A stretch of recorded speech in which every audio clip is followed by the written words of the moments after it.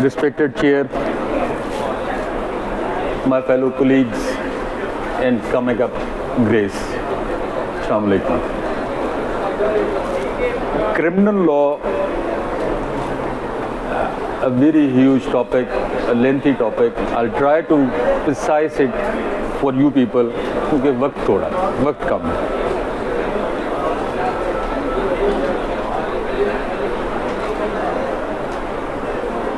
पढ़ाई के बाद, डिग्री लेने के बाद प्रोफेशन में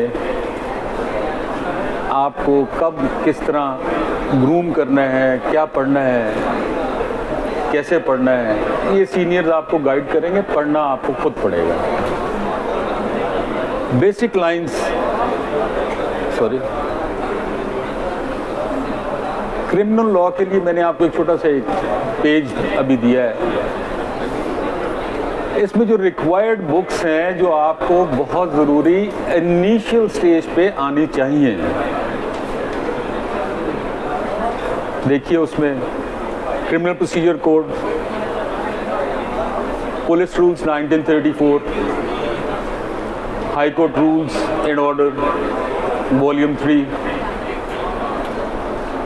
फिर इसी के साथ फोरेंसिक साइंस, मेडिकल एविडेंस, कानून शहादत. इन तमाम चीज़ों को जब आप जोड़ के पढ़ लेंगे, समझ लेंगे इंग्रेडिएंट्स के साथ, फिर काबिल होंगे कि जजमेंट्स को पढ़ सकें और उनको समझ सकें. लिखा हुआ कानून सारा अंग्रेजी में है, लेकिन इसके अंदर एक खूबसूरती है. इसमें पंक्चुएशन बहुत इम्पोर्टेंट है. कॉमा, सॉरी ये ना थोड़ा माइक का इशू आ रहा है. मैं छूटा को, तो उसमें comma, semicolon, colon, full stop, and, और, मे, शैल, ये 6 अल्फाज और सिंबल्स बहुत यूज होते हैं. जब आप इन्हें देख के समझ के पढ़ेंगे तो आप उसके इंग्रेडिएंट्स बना सकते हैं. जहाँ और के साथ कोई चीज़ आ रही है तो ये हो या ये हो, जहाँ एंड के साथ कोई चीज़ आ रही है तो ये दोनों, कॉलन्स के साथ आ रही है तो मीनिंग देयर बाय उसका एक रेफरेंस बीच में आ रहा है. That has nothing to do with the main lines.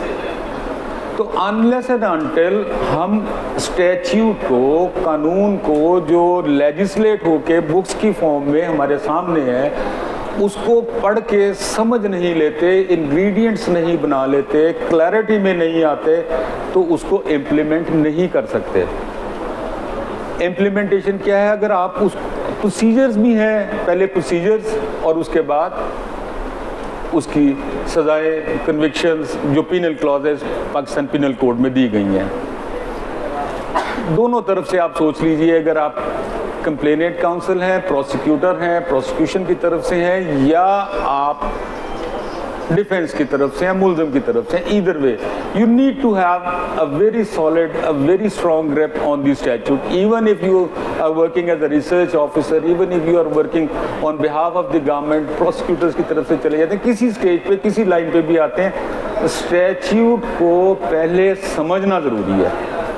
Statute clarity में आएगा, उसको आप अप्लाई करेंगे, फिर सेकेंड फेज में आएगी कि इनके किन किन चीज़ों के, किस किस कानून का कहाँ कहाँ किस किस तरह इतलाक होता है. हम सीक्वेंस में ले लेते हैं. FIR एक आम काम, एक FIR के लिए याद रखें, क्राइम एक आम छोटी मिसाल, एक आदमी मरता है, उसको गोली लगती है. इन एवरी मर्डर केस जहाँ 302 है तो वहाँ पे है. उसका तरीकाकार फ़र्क होगा. कई दफ़ा हो सकता है तरीकाकार भी एक सा हो, लेकिन माइंडसेट फ़र्क होगा. तो what you have to keep in mind is के क्रिमिनल लॉ में कोई एक चीज़ किसी दूसरी केस के वाक़यात के साथ नहीं मिलती. आपको अगर उसकी जजमेंट्स में से कुछ पढ़ना होता है तो उसकी आपने रेशो, उसमें से क्या एनोलॉजी ड्रॉ की गई है, किसको किस तरह इंटरप्रेट किया गया, वो जिसे रेशियो डिसाइडेंसी कहते हैं, वो आप अप्लाई करेंगे। अब ये कि एफआईआर के लिए एफआईआर दर्ज हुई, आपने सीआरपीसी में से देख लिया 154 सेक्शन कॉग्निजेबल ऑफेंस था, एफआईआर दर्ज हो गई। एफआईआर दर्ज होने के बाद तफ्तीश होनी है, इन्वेस्टिगेशन होनी है। अब इन्वेस्टिगेशन क्या है?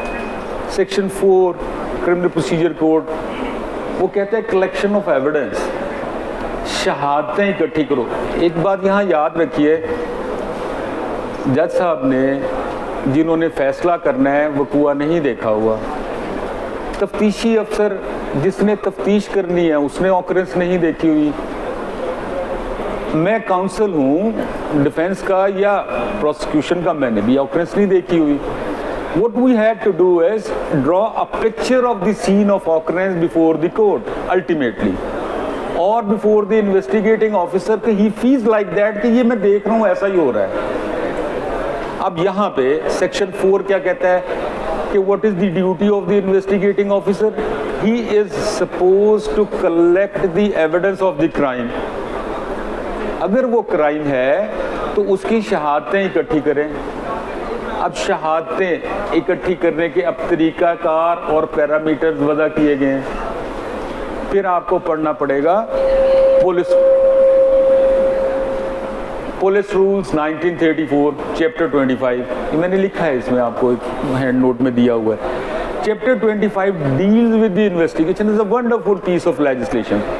एक एक चीज़ क्लैरिटी के साथ दी हुई है, बिल्कुल साफ सुथरी, कि कोई आप सवाल सोचेंगे अनआंसर्ड नहीं होगा। फिर उसका एक छोटा सा प्रिसाइज आपको एरिया जो सीआरपीसी के साथ precise area high court rules volume 3 में भी मिलता है। वहाँ पे इन्वेस्टिगेशन से रिलेटेड भी है, अरेस्ट से रिलेटेड भी है, रिमांड से रिलेटेड भी है, और आइडेंटिफिकेशन प्रे टेस्ट 11C जो और कहीं नहीं है वहीं पे है, तरीक़ाकार वहाँ दिया हुआ। तो ये तमाम चीज़ें आपको जुड़ेंगी। इनको पढ़ने के बाद एक रॉन्ग एडवाइस आप दे देंगे, आपका क्लाइंट दोबारा आपके पास नहीं आएगा। रॉन्ग एडवाइस नहीं आए। रॉन्ग एडवाइस कब नहीं आएगी? जब हमने ये चीज़ें पढ़ ली। अब आपने सेक्शन 4 देख लिया, चैप्टर 25 पढ़ लिया, हाई कोर्ट रूल वॉल्यूम 3 देख लिए, at least you are able to know how the investigating officer would proceed with the investigation. वो तफ्तीश किस तरह करेगा, शहादतें किस तरह इकट्ठी करेगा। अभी इसके अंदर हम बहुत डिटेल में जा सकते हैं, एक एक पॉइंट के ऊपर कई कई घंटे भी बातें कर सकते हैं, लेकिन शॉर्ट ऑफ टाइम कि एविडेंस क्या होती है, कैसे होती है, उसकी एविडेंटरी वैल्यू क्या है, it would take a long वे।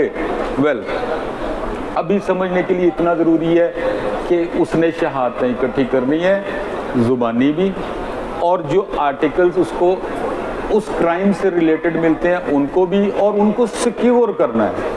उनको सिक्योर क्यों करना है? कि वो पिक्चर ड्रॉ होनी है, उस पिक्चर के अंदर फिट इन होने चाहिए। फिर क्राइम के अंदर मुख्तलिफ तरह के क्राइम हैं, फोर्जरीज के हैं, क्राइम मर्डर के हैं, हर्ट केसेस हैं, अगेंस्ट बॉडी हैं, अगेंस्ट स्टेट है। हर एक केस के अपने अपने, आप इसको कंसिडर कर लें थोड़ी सी देर के लिए कि आप हर्ट केसेस में आ रहे हैं या मर्डर केसेस के अंदर आ रहे हैं। तो जहाँ हर्ट केसेस या मर्डर केसेस वगैरह हैं तो वहाँ खून भी है, वहाँ पे कोई वेपन भी यूज़ हुआ है। तो इन्वेस्टिगेटिंग ऑफिसर को उस सीन ऑफ ऑकरेंस को सिक्योर करना है, उसको ड्रॉ करना है, उसको पेपर पे लाना है, ताकि बाद में पता चले कि वो क्या था। इसी तरह जो क्राइम वेपन्स हैं वो सारे इकट्ठे करने हैं, अगर मिलते हैं वहाँ से मौके से या मुलज़िम से रिकवर होते हैं, लेट टू द रिकवरी है, डिस्क्लोजर्स हैं, वो तमाम चीज़ें रिकॉर्ड पे पढ़ने के बाद आपको समझ आएगी है कि रिकवरी किस तरह होनी है और किस तरह करनी चाहिए। जब अब यहाँ आप, मैंने इसमें कुछ सेक्शंस लिखे, आर्टिकल्स लिखे हैं कानून शहादत ऑर्डर 1984 के भी, तो वो साथ आप पढ़ेंगे कि ये रिकवरी है क्या, लेट टू द रिकवरी क्या है, एविडेंस क्या है, और उसको किस तरह होना चाहिए। ये वक्त बचाने के लिए मैंने आपको ये कागज़ इसीलिए दिया। अब शहादतें इकट्ठी होने के बाद for sure intervening period to maintain the physical custody of the accused by the investigating officer. He has to produce the accused before the Ilaka magistrate within 24 hours of his arrest, and that can be further carried on under section 167 by the orders of the court till 14 दिन, या in case of नैब। और बाकी cases में या ATA में वो फ़र्क है, उनको अभी थोड़ी देर के लिए हम बाद में किसी वक्त डिस्कस करेंगे। अभी आप शॉर्ट टाइम के वो 14 दिन मेंटेन करने के बाद उनको जुडिशियल और उसके बाद 173 की फाइनल रिपोर्ट कोर्ट में देगा। Final report would be process through the prosecution branch. Prior to that in police जो है उनका अपना एक लीगल सेल है, वो लीगल सेल उसको वेट करेगा, प्रोसिक्यूटर को भेजेगा। प्रोसिक्यूटर वुड सी कि there is ample evidence on the record to proceed with the trial of the case, तो वो उसको फॉरवर्ड करेगा टू द इलाका मजिस्ट्रेट। इलाका magistrate seeing that whether this is cognizable by me, whether I can do the trial, I can conduct the trial, or by the session, तो उसको transfer करते हैं before the concerned court। से like अब आप सीधे point पे हैं कि the court having the jurisdiction took the cognizance। जब वो cognizance लेती है तो पहला काम मुल्ज़म हाजिर, नकलें तक़सीम।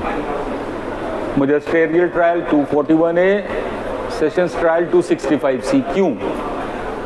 enabling the accused to let him know कि this is the evidence against you, उसको कोई सरप्राइज ना आए, वो अपनी तैयारी करके आए और उसको बताया जाता है कि ये शहादतें तुम्हारे खिलाफ हैं, बताओ क्या कहते हो।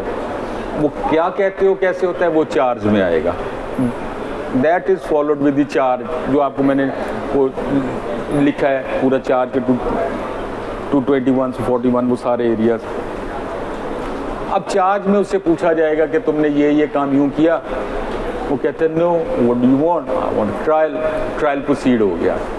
अब यहाँ वो शहादतें जो तफ्तीशी ऑफिसर ने कलेक्ट की during the course of investigation would be seen by the court at the touchstone of QSO and the procedure as well.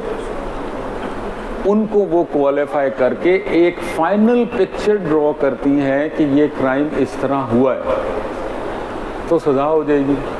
और अगर वो prosecution is not able to draw that picture तो मुल्ज़म बाहर। यानी एक समझ लीजिए कि प्रोसिक्यूशन ने एक ऐसे कमरे में बंद करना है जिसकी दीवारें पूरी हो, दरवाजे के ऊपर लॉक भी हो और छत भी हो। तो डिफेंस क्या करती है? डिफेंस उसकी खिड़की तोड़ देती है, कुंडी उतार देती है, दिस इज़ डाउट। छोटी छोटी उसमें से चीज़ें रिमूव कर देती है। रिमूव करने के बाद कहती है आप इसमें बंद कर दें, तो बंद नहीं हो सकता। बंद करेंगे वो इधर से चला जाएगा इधर से। This is benefit of doubt. So what ever the procedural fault, what ever the factual contradictions, जहाँ जहाँ पे जज को ये फील होता है कि ये झूठ है, गलत है, तजाद में है, वो तमाम डाउट्स की कैरियर अंदर आ जाते हैं। प्रोसिक्यूटर है, प्रोसिक्यूशन की तरफ से हैं, कंप्लेनेंट हैं, वो ना आने दें। डिफेंस की तरफ से है, तो जहाँ जहाँ ये चीज़ें फाइल पे मौजूद हैं उनको पकड़ लीजिए, उनको लाइमलाइट कीजिए, उसको तरीका पूरा सीधे। ये सारी चीज़ें आपने 5 साल पढ़ा है, 5 years, it took 5 years to get the degree, तो that won't be possible for to conclude everything within 50 minutes। तो ये पढ़ेंगे तो आपको सारी क्लैरिटी में आएगी। फाइन, एक जजमेंट आ जाती है। आप उस जजमेंट के बाद फिर 2 एरियाज हैं, इधर कन्विक्शन और सेंटेंस।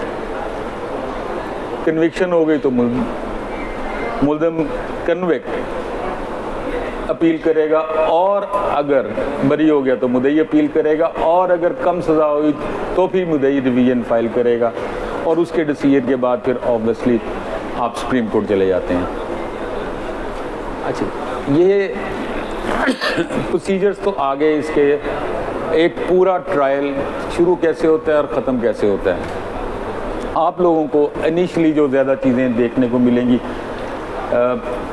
फिर दोबारा वही बात कि आप लोगों ने इन किताबों को समझ लेना है, पढ़ लेना है, ऐसे समझें कि हज़म कर लेना है। जब ये क्लैरिटी में आ जाएंगी, आपकी प्लीडिंग्स क्लैरिटी में होनी चाहिए, उसमें कोई चीज़ एम्बिग्यूअस ना हो। If I myself is not clear about what I want to ask from the court, तो मैं जज को क्या कन्वे कर सकता हूँ, कैसे क्लियर कर सकता हूँ?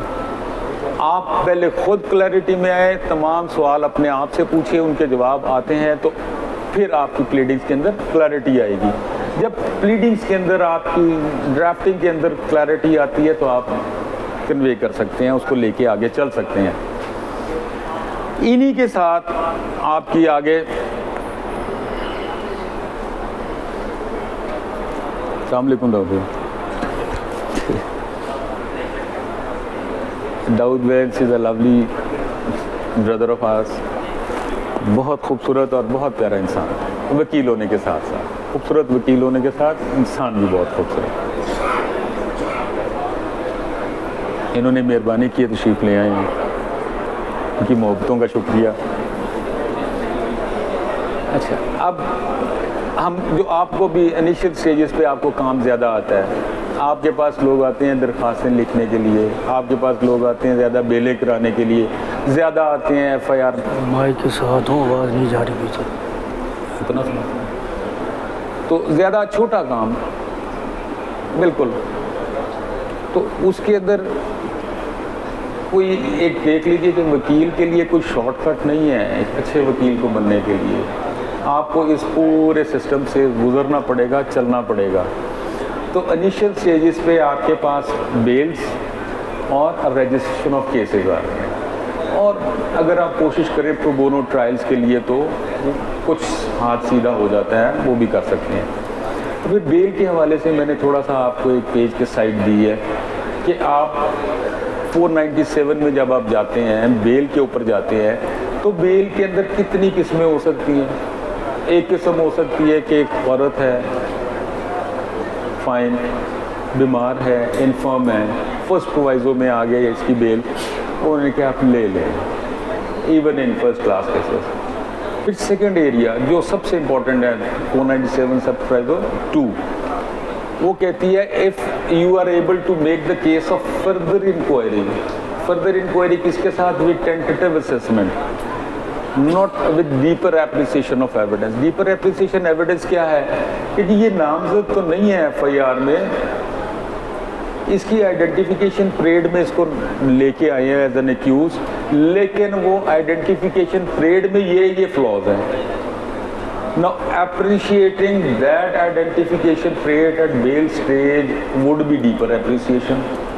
हाँ, IDP है ही नहीं और उसको किसी ने सप्लीमेंट्री स्टेटमेंट में नामजद कर दिया विदाउट सोर्स, तो आप यू कैन स्ट्रेट अवे से कि जी this nomination of the accused is without source and he was not nominated in the FIR fine.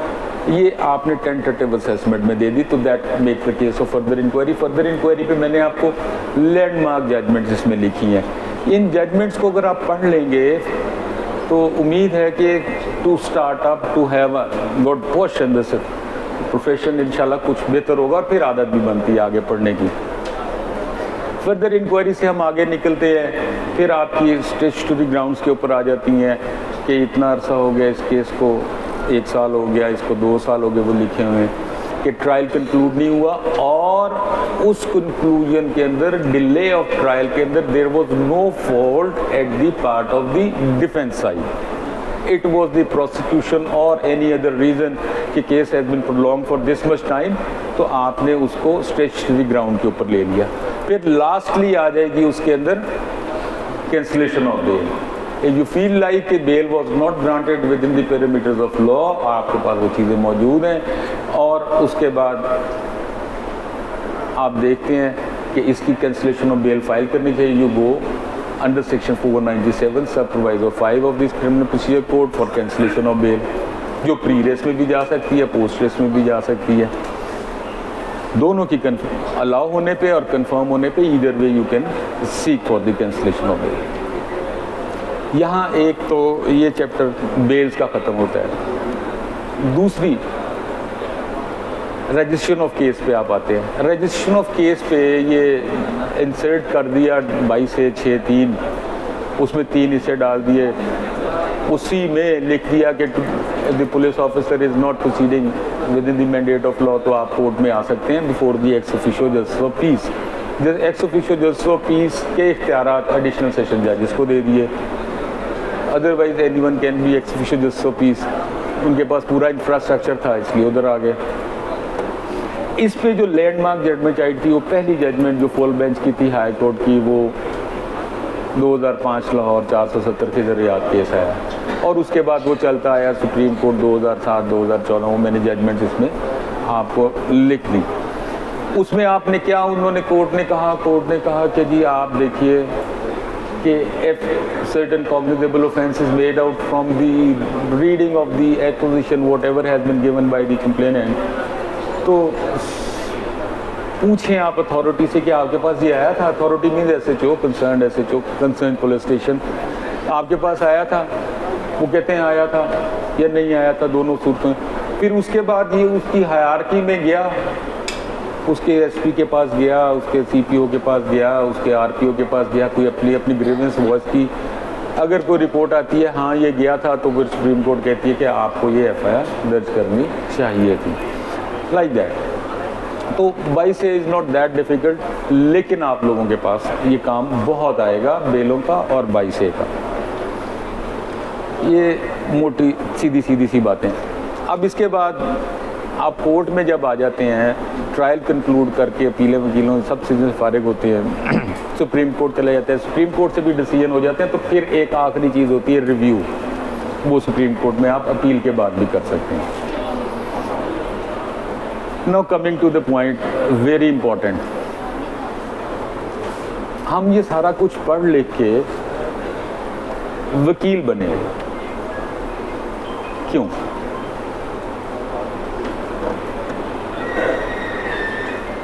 To earn something. अब हम दूसरा क्वेश्चन आता है, to earn what? Earn livelihood.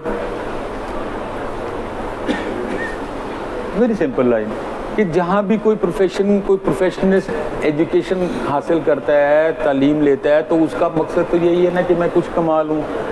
हमारे प्रोफेशन में थोड़ा सा फ़र्क नहीं, बहुत सा फ़र्क है।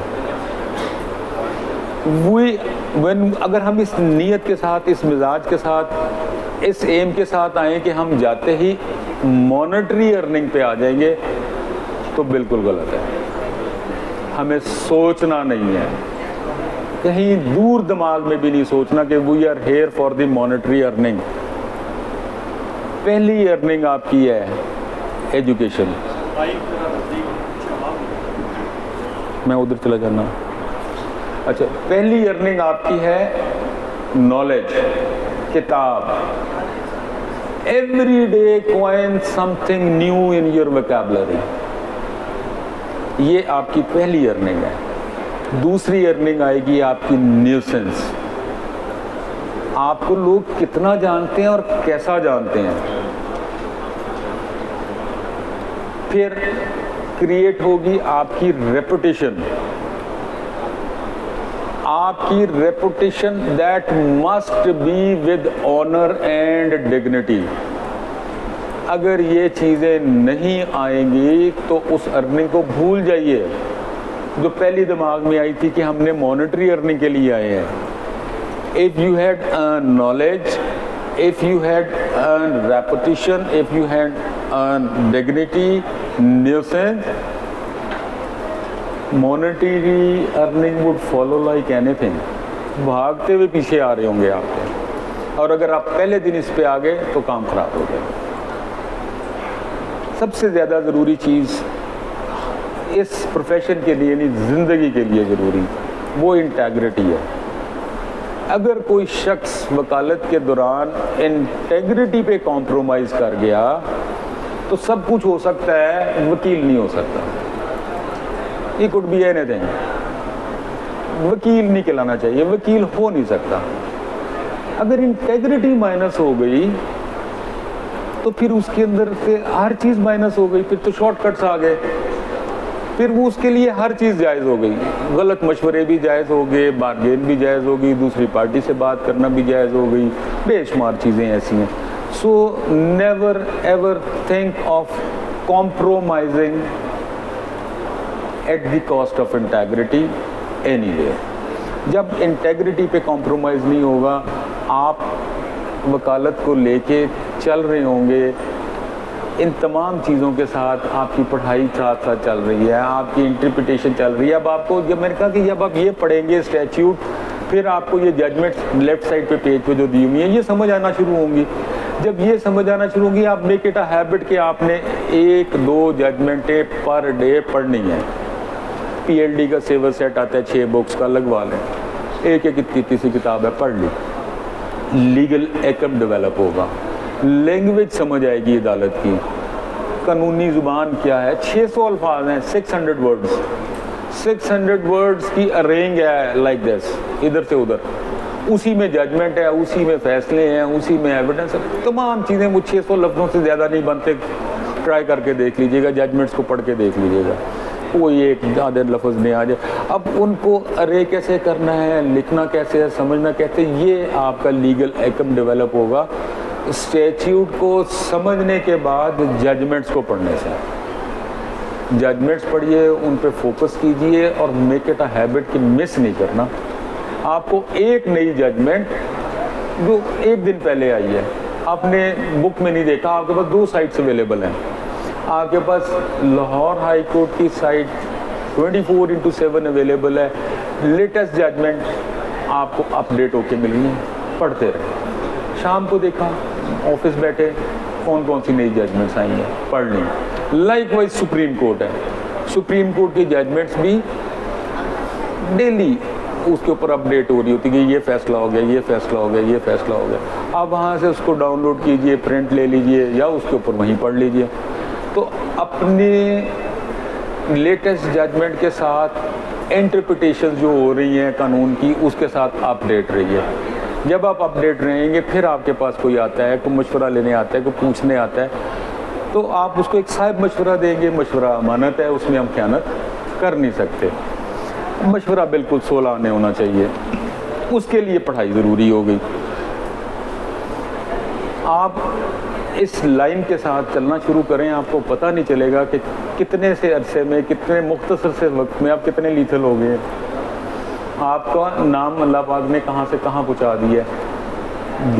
प्रोफेशन को एहतराम, इज़्ज़त और इंटेग्रिटी के साथ। आपका क्लाइंट है, वो आपसे क्या एक्सपेक्ट करता है कि मेरा वकील, आप देखो ना यार, एक बड़ी खूबसूरत सी लाइन है, हम पढ़े हैं स्कूल में, कॉलेज में, यूनिवर्सिटीज़ में, वो यूज्ड टू पे, फीस देते थे ना। जिन्होंने ओ लेवल्स किया, 2.5 लाख रुपया इम्तिहान की फीस भरते थे। स्कूल में जाते थे तो 30, 40, 50 हज़ार रुपया तो मंथली फीस देती जाती थी, अब भी जा रही है लोगों की। हम पैसे दे दे के पढ़ते थे। ये प्रोफेशन कितना मज़े का है। People use to come to us, हम कहते हैं इतनी फ़ीस लेंगे, उन्होंने कहा फ़ाइन, आपको पूरी फ़ीस देते हैं। क्लर्क को इतने पैसे दें, क्लर्क के फ़ाइन, ये आ गए। डॉक्यूमेंट के दें, ये आ गए। फिर जाते हुए वो क्या कहेगा आपको, ऐसे नहीं कहते, जैसे मेहरबानी करना, पढ़ लेना। तो फाइन लाइन है इसके, पीपल पे अस टू एजुकेट अस। इससे खूबसूरत प्रोफेशन क्या हो सकता है यार, कि people are paying us to educate us, we are getting the books, we are reading the books, we are having every day a new story. हर एक FIR में, हर एक केस के अंदर, हर एक फैसले के अंदर एक नई एपिसोड है और रियल एपिसोड है। हम उसको पढ़ते हैं, देखते हैं और उसके पढ़ने के पैसे ले रहे हैं। अपने आप को अच्छा करते जा रहे हैं, अपनी इल्म में, विज़डम में इजाफा करते चले जा रहे हैं और उसके पैसे चार्ज कर रहे हैं। What else you want? And you are the boss of yourself. आप किसी के में साथ तो नीचे तो काम नहीं कर रहे। You are answerable to yourself. अपने ज़मीर को ज़िंदा रखना है। वही इंटेग्रिटी जब आ जाएगी तो हर चीज़ ज़िंदा रहेगी और पढ़ना भी शुरू कर देंगे।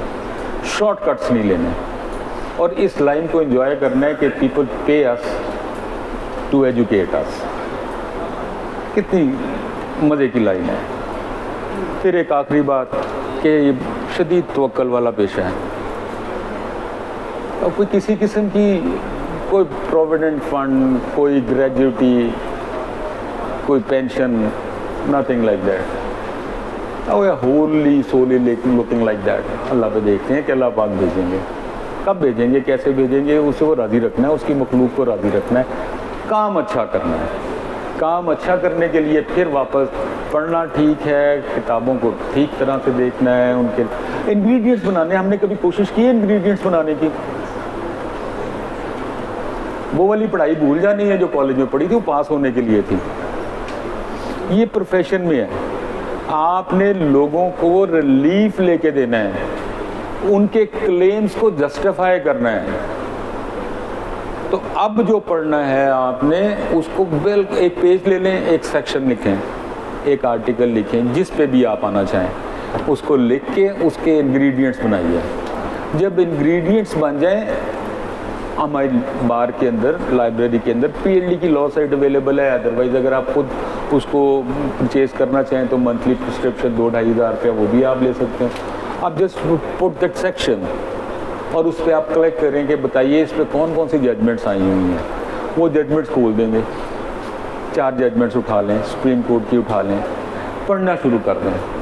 आपने 2, 3, 4, 5, 6 जजमेंट्स पढ़नी है, वो सेक्शन आपको for all times to come clarity में आ जाएगा। तो अगर आप दिन के 2-2, 3-3 सेक्शन भी शुरू कर दें तो won't take a year.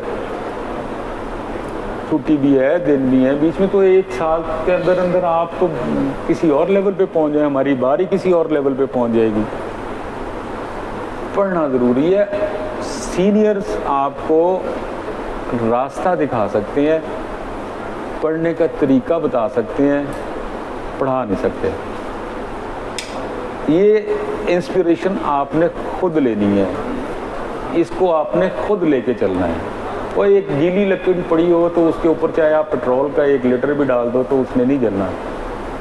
But for a dry one एक स्पार्क बहुत है जलने के लिए, बहुत बड़ी। तो ये आपको खुद करना है काम, पढ़ने वाला काम। उस्ताद, दोस्त, सीनियर्स, आप जजेस, इवन जजेस कोर्ट के अंदर हमें गाइड करते हैं, बताते हैं।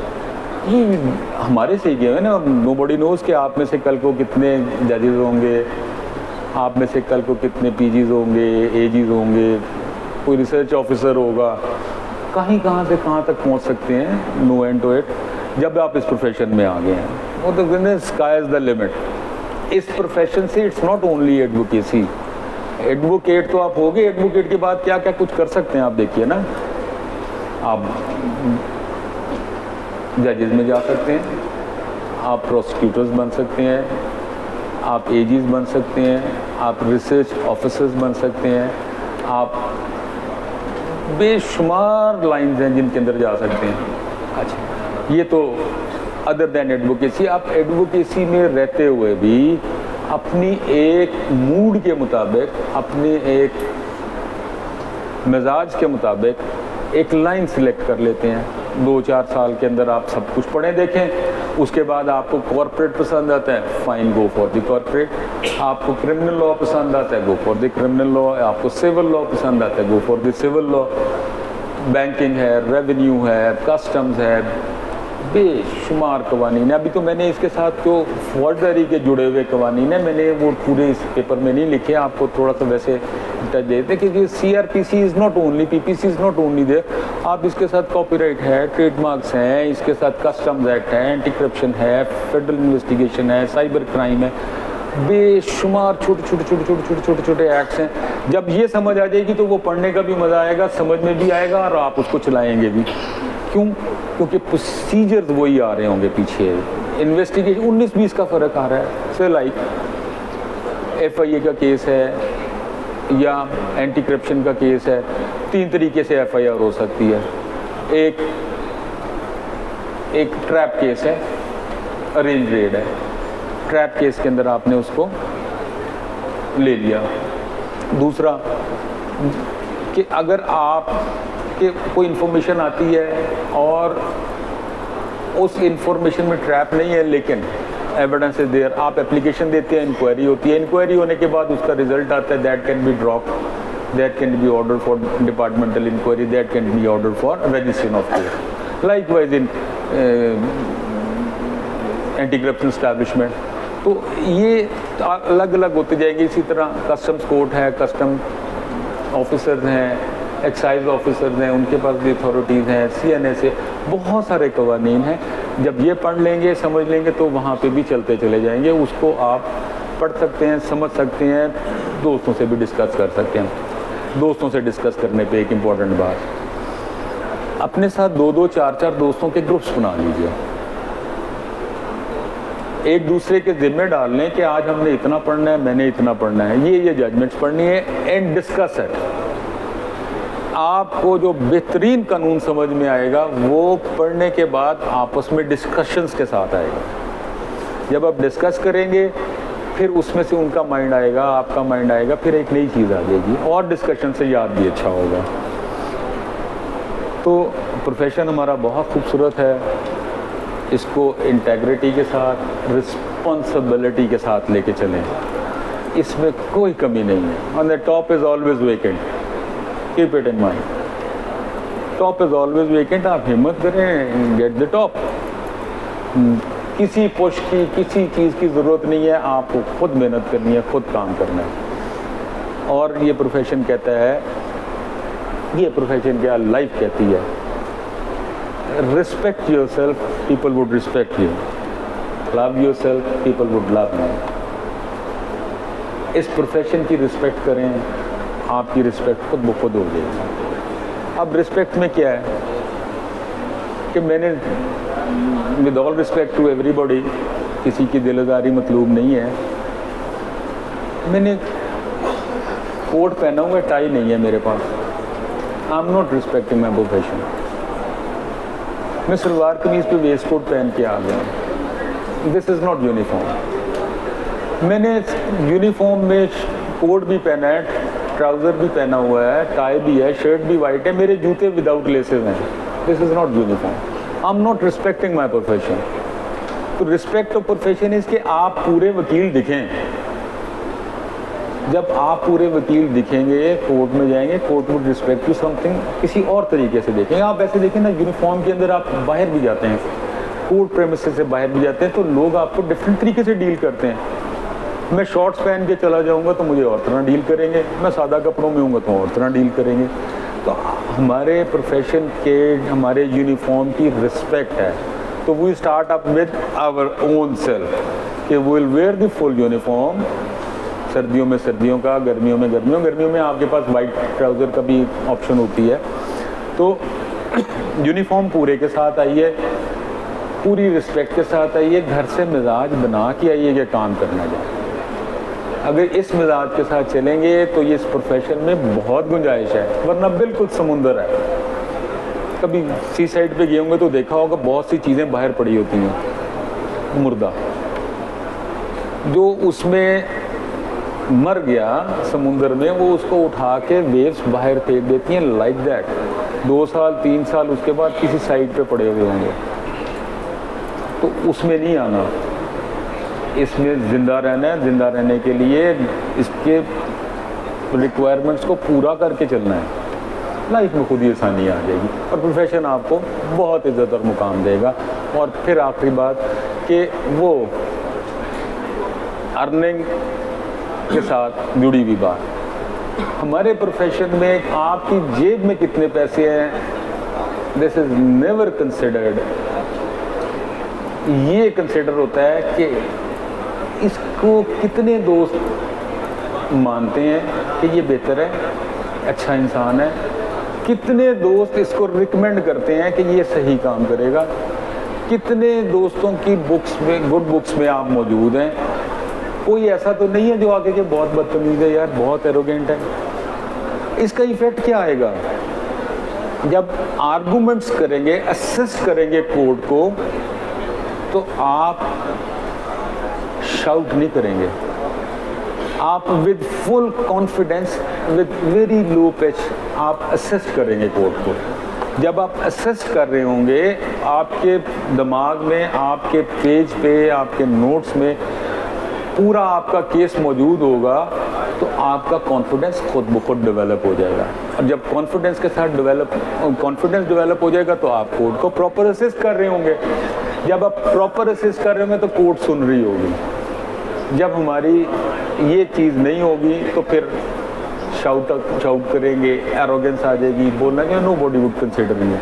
हम लोग यहाँ जब बैठते हैं मुकला सारे दोस्त आपस में, तो बैठ के क्या करते हैं, अपार्ट फ्रॉम बाकी चीज़ें, अगर हम जजेस के बारे में बात कर रहे हैं, डिस्कस यही करते हैं, यार कमाल है, बहुत IQ है, बहुत क्विक हैं, पढ़ के आए होते हैं, 2 मिनट लगाते हैं, यार ये यहाँ मज़ा नहीं आया, लाइक दैट। जजेस क्या करते होंगे, वो हम लोगों को डिस्कस करते हैं और यार शाकिर है बहुत ही बेकार है, दाऊद वैस है कमाल वकील है। अब ये चीज़ें उनकी डिस्कशन में भी आनी है। आप एक जगह अच्छा काम करके आएंगे, शाम से पहले उस एरिया की पूरी जुडिशरी को पता होगा कि ये नूरुल मीन बहुत खूबसूरत वकील है। एक काम ख़राब करके आएंगे तो साथ ही पता चल जाएगा कि यार ये बड़ा एरोगेंट है, ये बहुत लड़ता है, उसके रिलीफ जाना शुरू हो जाएंगे। तो एथिक्स मैनर्स पहली चीज़ है समझने की, काम आ जाएगा। उसको नहीं छोड़ना, इंटेग्रिटी को नहीं छोड़ना, जिस काम को लिया उसको जिम्मेदारी के साथ करना है, अपनी रिस्पेक्ट करनी है, यूनिफॉर्म में आना है, टाइमली आना है। इंशाल्लाह आप तमाम दोस्त जो अब इस प्रोफेशन में आ रहे हैं वो विद ग्रे सेंटर हों और एक अच्छा मुकाम बनाएं। Any question, anything relating to this topic पूछ लीजिए, मैं हाजिर हूँ। दाऊद भाई, अदनान भाई, anything, any line, anyone. इसलिए तो क्वेश्चन कर रहा है तो प्लीज जी बेटा, माइक ले लीजिए, इसको उतार दो। कंप्रोमाइज है और एविडेंस को मेरिट पर एक्चुअली हुई होती है सर, उसके लिए पहला सिग्निफिकेंट स्टेप क्या होगा हमारे लिए सर? Okay fine fine. आप हैं एक इन्वेस्टिगेटिंग ऑफिसर के साथ और एक एमएलसी इशू करने पे कि that's a very good question, this is what is happening every day. अगर ये ना होता तो 18/6 पुलिस ऑर्डर 2002 में ना आती, चेंज ऑफ इन्वेस्टिगेशन। और अगर यही काम डॉक्टर्स ना कर रहे होते तो वो 3 टायर एग्जामिनेशन ऑफ इंजर्ड ना होती, या इवन एक्सहिबिशन डेड बॉडी की भी। तो अगर किसी तफ्तीशी ऑफिसर पे आपको यूं लगता है कि he is biased and he is not collecting the evidence as required, तो आपके पास पहला काम है कि you will file an application under article 18(4) of the police order 2002 to the SSP investigation. अब एसएसपी इन्वेस्टिगेशन को क्यों? क्योंकि इस आर्टिकल में लिखा हुआ है कि अब उसके 2 हिस्से कर दिए थाने के। एक हिस्सा कर दिया थाने का जो एडमिनिस्ट्रेटिव है, एक हिस्सा कर दिया जिसने तफ्तीश करनी है। अब वो जो तफ्तीश करने वाला था एरिया है उसका एक हेड भी मुकर्रर कर दिया। आर्टिकल 18(4) क्या कहता है कि every registered case shall be investigated by the investigation staff agency under the control of the head of the district, and who is the head of the district is SSP investigation. So first thing what you are required to do is file an application to the SSP investigation under article 18(4) of the police order 2002. उसे कहें भाई ये कुछ हो रहा है, ये मेरी एविडेंस है, ये तफ्तीशी ये कर रहा है, that needs your interference, और कोई नहीं इंटरफेयर कर सकता, CPO भी नहीं कर सकता, इन्वेस्टिगेशन में नहीं इंटरफेयर कर सकता, इंटरफेयर सिर्फ SSP इन्वेस्टिगेशन करेगा। आप उस पर भी सेटिस्फाई नहीं होते या वो भी नहीं प्रॉपरली काम कर रहे थे, then you can ask for the first change of investigation.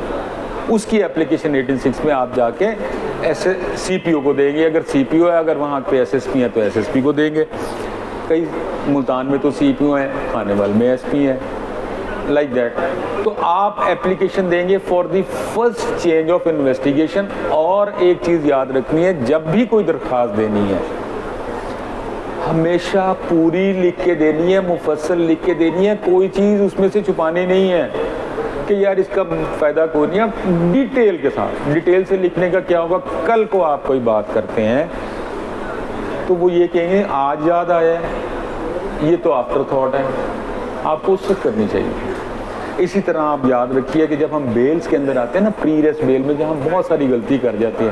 Pre arrest bell में एक लाइन है, सबको पता है कि प्री रेस्ट बेल की कंफर्मेशन की एक ही ग्राउंड है, prove the malafides and ulterior motives on part of the complainant or the local police, कि ये बदनीति है मुद्दई की मुझे इस FIR में देने की। If you are able to prove malafides and ulterior motive, you got the case, even it's a murder case. अभी इस पे बहुत सारी जजमेंट्स हैं लीगल, लेकिन तो अगर आपका डेवलप हो जाता है और आप किताबें पढ़ते हो तो फिर उसमें पता चलता है यार ये 109 का एविडेंस कोई नहीं है, इसको रोल कोई नहीं था एविडेंस, वो वहाँ पे भी कंफर्मेशन होती हैं। लेकिन पंच लाइन है इसके malafides and ulterior motive. Now when you file a bail application of an accused, उस पर तो आपने पुलिस ने पकड़ लिया है कि उसका एडमिशन लिख लीजिए, मैंने ये काम किया था, गलती होगी, मैं माफ़ी चाहता हूँ। नो बॉडी कंसिडर है। कोर्ट कहती है admission before the police in custody है, दिस इज़ नॉट एडमिसिबल, मैं इसको वेट ही नहीं देती। अब आ जाइए अबूरी ज़मानत प्री रेस्ट पे। प्री रेस्ट बेल पे मुलज़म जो है वकील के पास आके बैठा हुआ है, उसके सर पे किसी ने पिस्तौल नहीं रखी हुई, उसको कड़ी नहीं लगी हुई, इज़ नॉट अरेस्टेड। अब वो आके वकील को एक बात बताता है कि जी ये यूं है और इस वजह से मुझे डाला है, तो वहाँ प्री रेस्ट बेल में that would be his first version. वहाँ पे बिल्कुल ये गलती नहीं करनी कि एक वो रूटीन वाली बेल लिख के दायर कर दें। पूरा केस जो आपने आखिरी 342 के स्टेटमेंट में देना है, वहाँ तक की अपनी पूरी बात लिख दें। ये यूं हुआ था, मैं वहाँ था, अगर कोई प्ली लेनी है एलिबाई की वो लें, अगर कोई उसके अंदर डिफेंस प्ली है अदरवाइज है कोई वो लें, वहाँ था नहीं था, पार्टिसिपेट किया नहीं किया, वट एवर योर केस है, but come with the full claim. पूरी बात अपनी दरख्वास्त में लिख दें। फिर जब तफ्तीश में आप जाएंगे तो वो पूरी बात को साबित कर लेंगे। अब वहाँ पे भी तफ्तीशी लाइक बाइस्ड है। फिर आपके पास 18/4 में काम नहीं हुआ, सीपीओ ने काम नहीं किया 22A में आप जाके कहेंगे जनाब this was required to be brought on the record, article 10A of the constitution कहता है फेयर ट्रायल। और मुझे फेयर ट्रायल कहाँ मिलेगा जब मेरा मौक़िफ़ पुलिस तफ्तीशी ऑफिसर रिकॉर्ड पे ला के उस पर अपनी फाइंडिंग देगा। मैं कहता हूँ कि यहाँ पे ये फ़र्ज कर लेते हैं, एक आसान प्ली बताता हूँ। पहली बाई ली उसने कहा जनाब ये वक़ूआ 10 बजे दिन 9 नंबर चुंगी पे हुआ, 10 तारीख को, 10/2/2025 को, 10/2/2025 को 10 बजे दिन मैं मुजफ्फरगढ़ फलां बैंक के अंदर बैठा था ये चेक लेके इनकैश कराने के लिए। मेरी CCTV वहाँ पे मौजूद है। I can not be present at 2 places at the same time. वहाँ पे तो ऑकुलर खाली लोग बयान दे रहे हैं, बता रहे हैं कि ये खड़ा था। अब मैंने उसको प्ली दे दी कि जनाब मैं तो था नहीं, मेरी एलिबा है, मैं वहाँ मौजूद था, ये मेरा रिकॉर्ड है। अब वो वहाँ से क्या करता है, अपना चेक की कॉपी लेता है या स्लिपें लेता है, टाइम लेता है, 2 गवाह लाता है, देता है और तफ्तीशी को आगे कहता है go to the bank, collect the CCTV footage from there और make it a part of the record. अब वो नहीं करता, उसे पता है अगर ये मैंने कर ली इधर से तो मैंने कुछ गड़बड़ करके FIR की थी तो क्वेश्चन ख़त्म हो जाएगी, सारी बात ही ख़त्म हो जाएगी।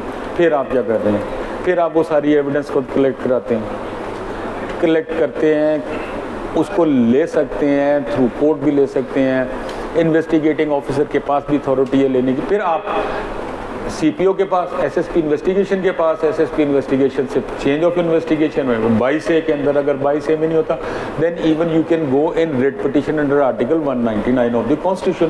क्यों? क्योंकि आपका फंडामेंटल राइट इन्फ्रिंज हो रहा है, आपका फेयर ट्रायल का राइट इन्फ्रिंज हो रहा है और आपने तमाम अवेलेबल एफिकेशियस रेमेडीज अवेल कर ली हैं।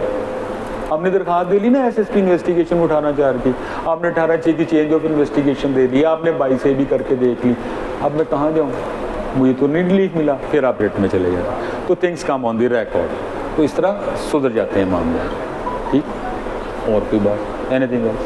क्लैरिटी आई कि नहीं? या अच्छा जिसको पूछ लीजिए, कोई और बात पूछना। सॉरी, हाँ, anything else relating to anything?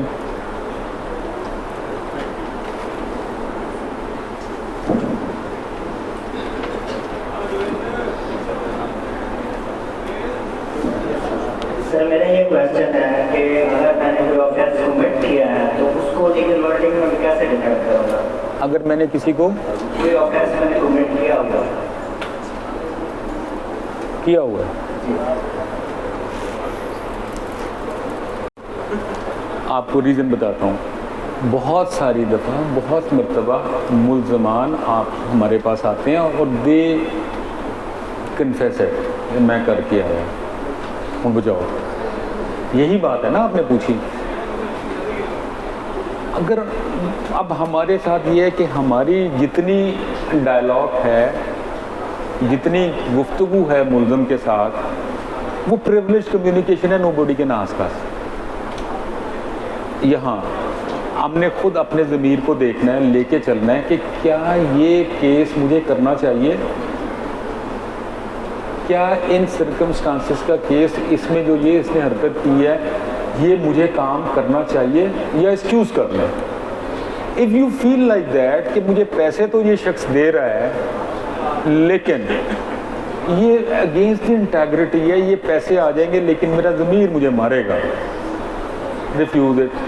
मेरे पास केस आता है, मुझे कहते हैं तौहीन रिसालत का केस है, मैं आपको 2 मिलियन दे रहा हूँ, please assist me in this thing. मुझे कहते मैं आप मरना पड़ के क्योंकि तुम आ गए, मैं नहीं कर सकता, मेरा ज़मीर मुझे इजाज़त नहीं देता, मेरी इंटेग्रिटी मुझे परमिशन नहीं देती कि मैं ऐसे बंदे का केस करूँ या कोई उसके रेफरेंस से आता है।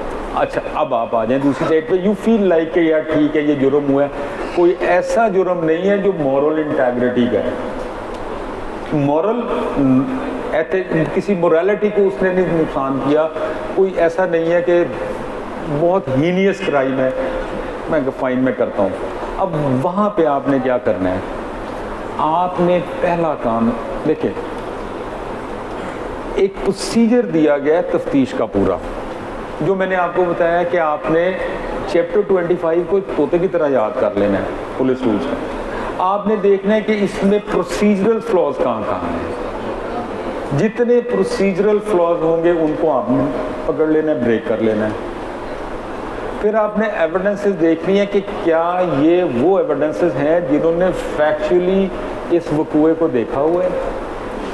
And if you come to the point कि ये तो थे नहीं, ये डिलेड है, बिलेटेड हैं, एक बंदा था, 2 थे ही नहीं, ये फलां जगह थे, या आपके पास कोई एविडेंस ऐसी आ जाती है जो प्रूव कर देती है कि ये यहाँ पे नहीं थे, और उसके साथ आपको एक और देखते हैं कि ये जो गवाहान है ये मुद्दई के यार दोस्त हैं या मेरे दुश्मन हैं। देखिए ना, गवाही शहादत किसी मुल्ज़म के खिलाफ 2 तरीके से आ सकती है, या तो सच्ची मुची वो गवाह था, तो अगर था तो वो मुद्दई के साथ उसका ताल्लुक है, और ये भी हो सकता है कि मुद्दई से इतना ताल्लुक ना हो, मुझसे ज़्यादा दुश्मनी हो, मुझसे इनेमिकल हो।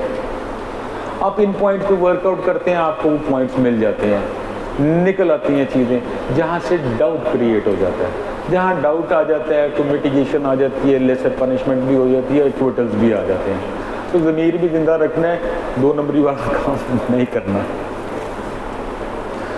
और पूछिए, दोनों बातें आ गई हैं, आपको बता भी दिया और नहीं भी बताया। हाँ जी प्रभु, बस सर मैं जाऊँ। हाँ जी बताइए बेटा, किसी को और कोई क्वेश्चन, एनीवन?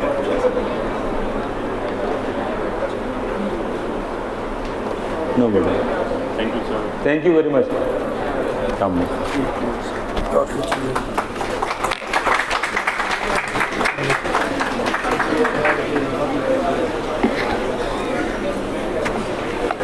एक बार बहुत बहुत शुक्रिया चौधरी शाकिर अली साहब, एडवोकेट सुप्रीम कोर्ट, जो कि अब लेक्चर दे रहे थे क्रिमिनल लॉ पर, वो सिक्योर करेंगे अटेंडेंस शीट पे अंदाजा। और अब हम गुजारिश करूंगा मैं चौधरी दाऊद वैस साहब से, जो कि हमारे चेयरमैन हैं लीगल एजुकेशन कमेटी के आप तशरीफ लाएँ, और मेहमान जो हमारे लेक्चरार हैं उनका और मौजूद मेहमान का शुक्रिया सर। प्लीज़। पहले तो आप ही हमारे साथी वकला भाई हैं, और मिलजुल कर बैठने का एक ये कोर्स जो है एक बहाना है जिसमें हम बैठ के अपने सीनियर से, बड़ी एथिक के वाले से, लॉ के वाले से कुछ ना कुछ सीखने को ज़रूर मौका मिलता है। नो डाउट आज थोड़ा सा साउंड का, माइक का प्रॉब्लम रहा है, मुझे बाहर आते हुए दोस्तों ने बताया है, लेकिन इंशाल्लाह ताला आइंदा ये भी ठीक कर लिया जाएगा सिस्टम, इसमें कोई कोताही आइंदा नहीं होगी। और जो शाकिर साहब ने, आप मत समझना कि जैसे उन्होंने बताया ना कि FIR हम पढ़ते हैं, नॉलेज अपना गेन करते हैं, इसमें थेफ्ट बनता है नहीं बनती, 324 PPC बनता है, कैन ऑफेंस नहीं बनता, नॉलेज गेन करते हैं और उसी का वो हमें पे भी कर रहे होते हैं, फीस भी हम ही ले रहे होते हैं। इसी तरह वो सारा काम छोड़कर आप भाइयों के लिए सीनियर टाइम निकालते हैं, ये उनकी बहुत बहुत मेहरबानी है। चौधरी शाकिर अली साहब क्रिमिनल ट्रायल के हवाले से इंतहाई मसरूफ़ तरीन हमारे भाई वकील हैं, उनकी मोहब्बत है तो वो तशरीफ़ लाए।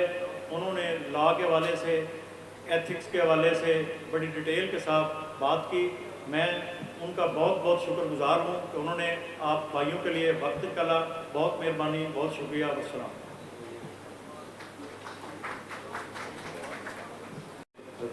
चेयरमैन एजुकेशन कमेटी आपका और शाकिर अली साहब, शाहिद नसीम साहब, लाइब्रेरी सेक्रेटरी मलिक जलाल रानी, हमारे फाइनेंस सेक्रेटरी का और तमाम मेम्बरान का शुक्रिया।